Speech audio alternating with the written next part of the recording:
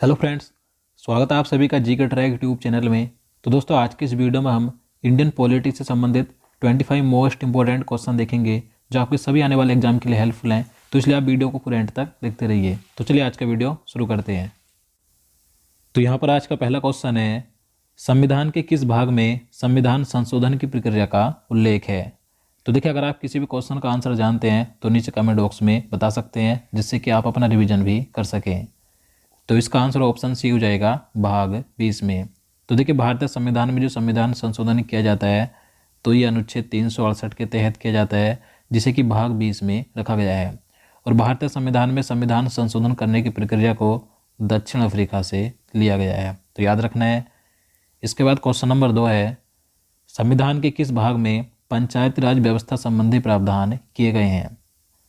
तो इसका answer option A हो जाएगा, भाग 9 में। तो देखिए, भारतीय संविधान में जो पंचायती राज व्यवस्था संबंधी प्रावधानों का उल्लेख है तो इनका उल्लेख भाग 9 और अनुच्छेद 243 में किया गया है, तो याद रखना है। इसके बाद अगला क्वेश्चन है, भारत में एकल नागरिकता की अवधारणा कहाँ से अपनाई गई है। तो देखिए, आप सभी जानते हैं भारत में एकल नागरिकता का प्रावधान है, तो इसे किस देश के संविधान से लिया गया है।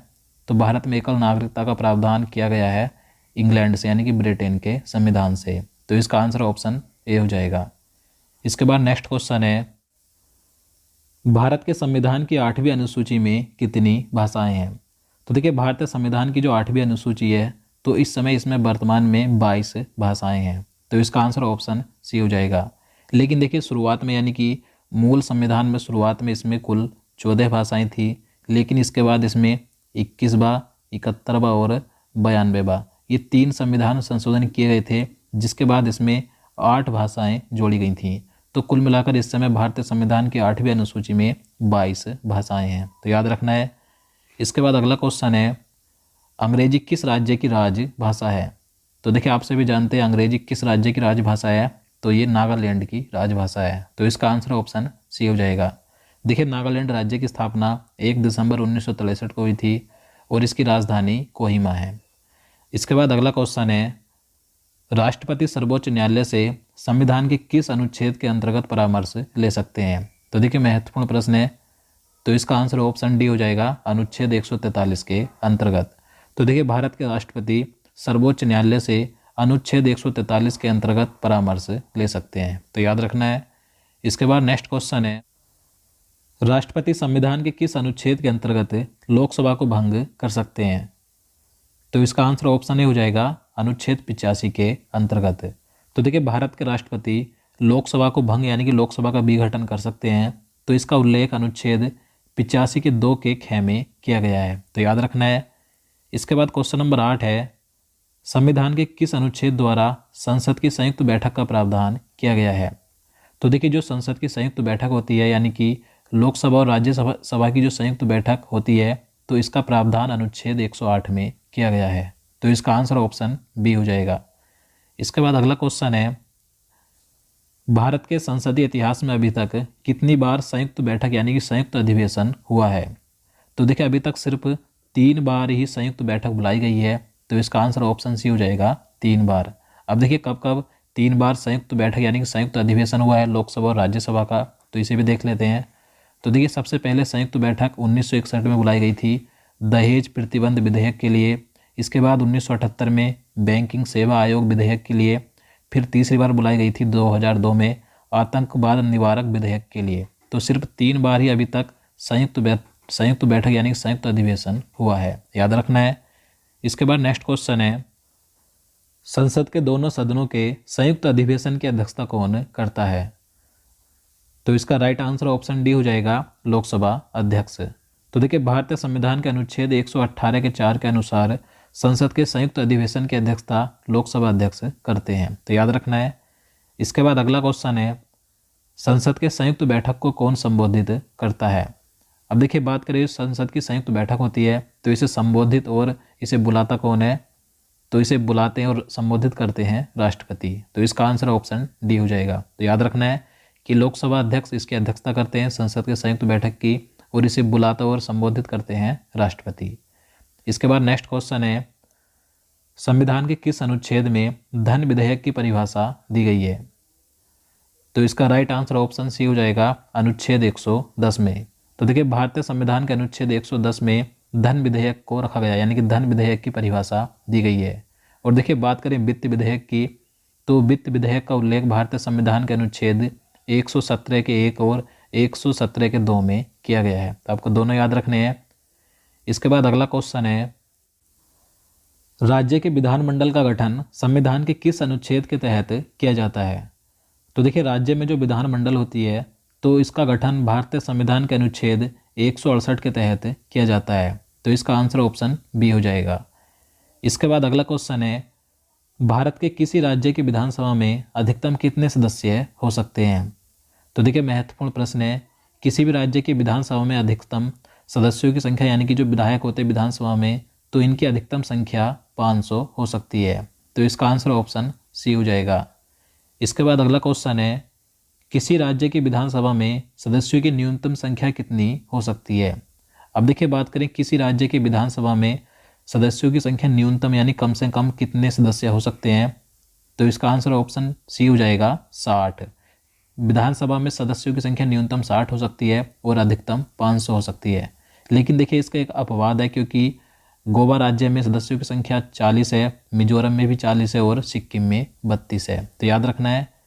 इसके बाद अगला क्वेश्चन है, किस राज्य में विधानसभा सदस्यों की संख्या सबसे अधिक है?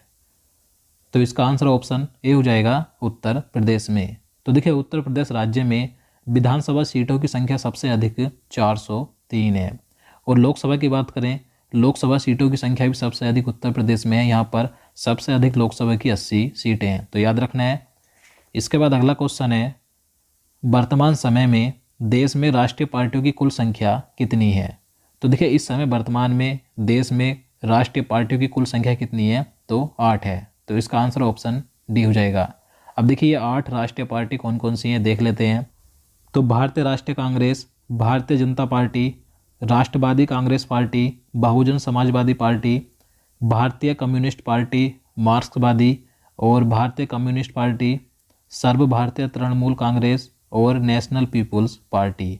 तो ये 8 भारत की राष्ट्रीय पार्टियां हैं, याद रखना है।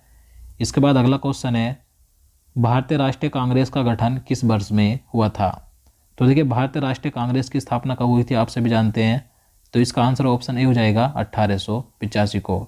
भारतीय राष्ट्रीय कांग्रेस की स्थापना 28 दिसंबर 1885 को हुई थी और इसके संस्थापक थे A.O. ह्यूम और भारतीय राष्ट्रीय कांग्रेस के प्रथम अध्यक्ष थे व्योमेश चंद्र बनर्जी। तो याद रखना है। इसके बाद नेक्स्ट क्वेश्चन है, भारतीय जनता पार्टी के प्रथम अध्यक्ष कौन थे? तो इसका सही आंसर ऑप्शन ए हो जाएगा A.B. वाजपेयी, यानी कि अटल बिहारी वाजपेयी जी। ये भारतीय जनता पार्टी के प्रथम अध्यक्ष थे।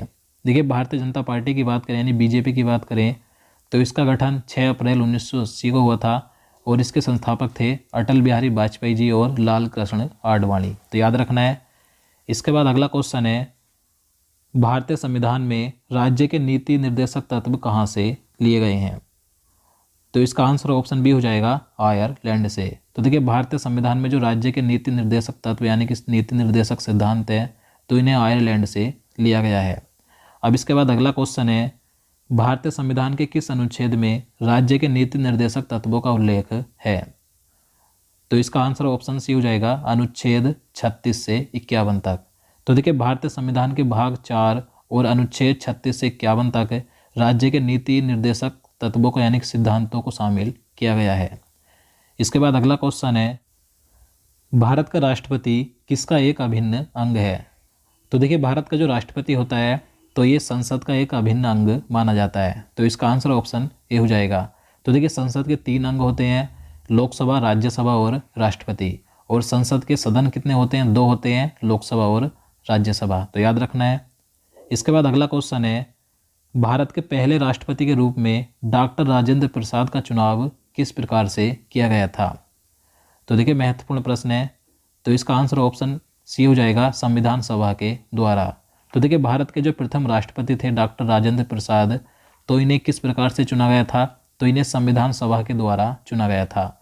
लेकिन देखिए अब बात करें, भारत के राष्ट्रपति का चुनाव अनुच्छेद 55 के अनुसार आनुपातिक प्रतिनिधित्व प्रणाली के एकल संक्रमणीय मत पद्धति के द्वारा होता है, जिसमें कि संसद के दोनों सदनों यानी कि लोकसभा और राज्यसभा तथा साथ ही राज्य की विधानसभाओं के निर्वाचित सदस्यों द्वारा चुने जाते हैं। तो याद रखना है।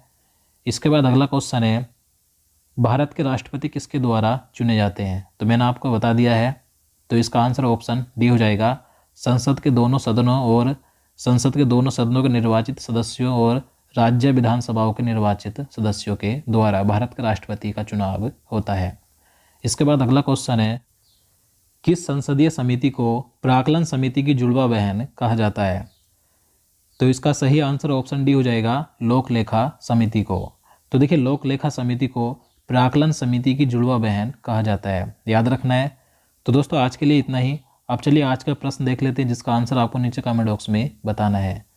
तो यहाँ पर आज का प्रश्न है, नाटो के वर्तमान में कितने सदस्य देश हैं? इसका आंसर आपको नीचे कमेंट बॉक्स में बताना है। और मैंने पहले से ही नाटो के बारे में एक पूरा कंप्लीट वीडियो बना दिया है, आप चाहे तो लास्ट में आपको यहाँ पर साइड में प्लेलिस्ट मिल जाएगी, वहाँ से विजिट करके देख सकते हैं। तो दोस्तों आज के लिए इतना ही। उम्मीद करता हूँ आपको वीडियो पसंद आया हो। अगर आपको वीडियो अच्छा लगा हो, आपके लिए हेल्पफुल हो, तो प्लीज़ वीडियो को लाइक और शेयर करना, साथ ही चैनल को भी सब्सक्राइब कर लेना। तो चलिए मिलते हैं नेक्स्ट वीडियो में। जय हिंद, जय भारत।